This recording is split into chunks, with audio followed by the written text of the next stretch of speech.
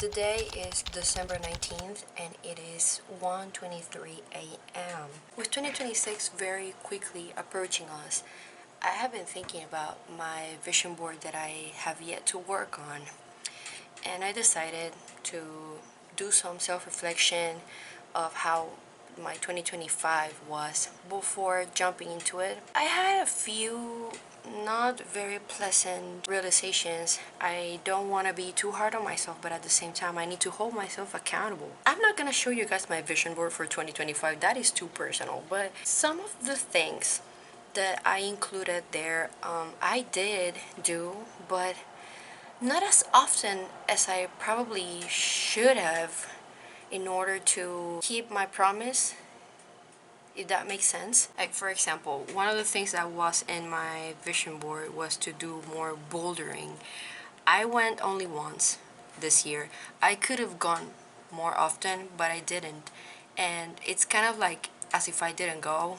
I don't want to take any credit away from me, but consistency and actually like going and showing up, that's what makes a difference. There were some things I did do this year, and I feel quite proud of myself for stepping out of my comfort zone. Since the pandemic, I feel like I have gotten way too comfortable staying in my room all the time. And don't get me wrong, I love my room. I actually made a TikTok about this, that I really enjoy being in my room, but sometimes it feels like a well decorated prison. And it's like, damn, that's loud. Alright, are we done? Can I continue? I love decorating my room. I like the way it looks, but sometimes it feels like I'm distracting myself. Like, decorating my room is like a coping mechanism for me to feel less guilty, or like ignore the fact that I am not actively working on building the life and the reality that I want to live.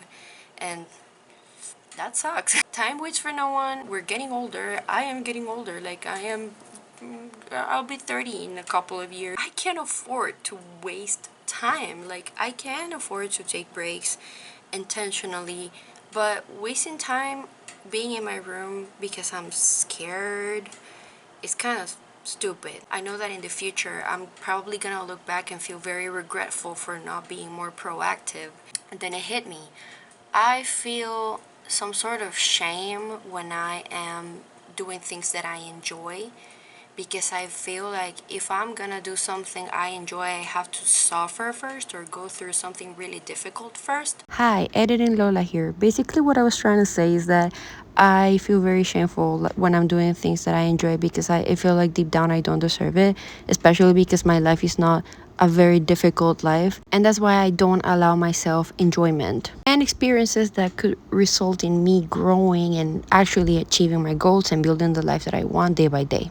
Even if I do go through something difficult first and I am enjoying like my break, I feel like I didn't work hard enough for me to truly earn it. While being on my break, I'm like, I need to do this and this and this because I am falling behind. I know why my brain works like that. I don't think it's worth explaining here, deconstructing that on camera. What matters is that I know how it is, why it happens.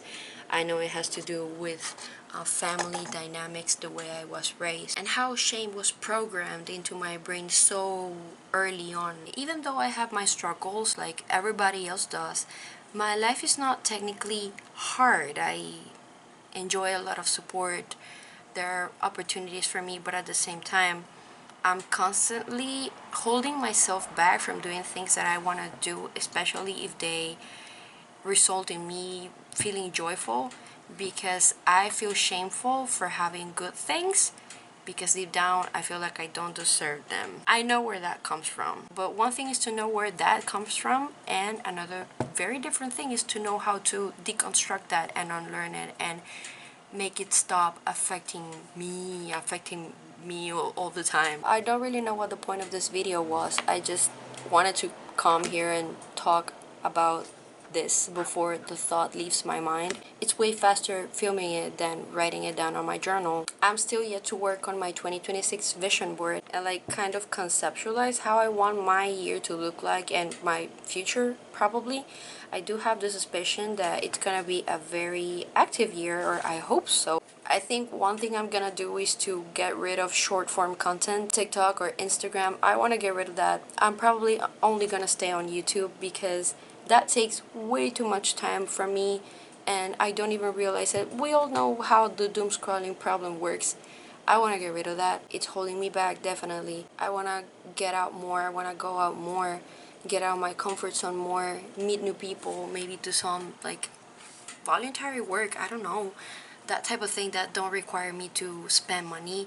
And I want to stop feeling ashamed, undeserving, like of having good things. Like I'm gonna appreciate the good things I have and take advantage of it and really like use that to build the life I want, and then I'll be able to share it with the people I love, which is ultimately my goal, to have a good life and to be able to share it with my loved ones. So here's for a 2026 with no shame, a lot of intentionality, being present, growth, getting out of my comfort zone, and being more in community and less in my head.